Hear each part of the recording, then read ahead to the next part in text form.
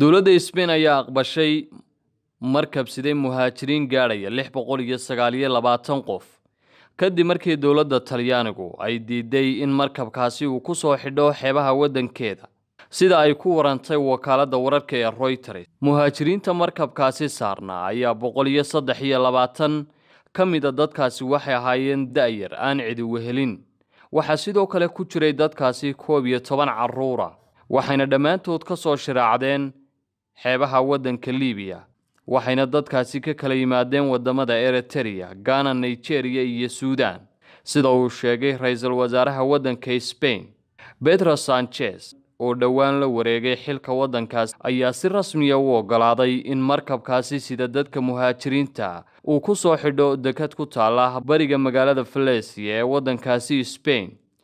wasiirka cusub ee arrimaha gudaha ee wadanka Talyaaniga ayaa waxa uu diiday in markabkaasi siday dadka muhaajiriinta ee tiradoodu gaadhaysay 629 qof uu ku soo xidho wadanka Talyaaniga.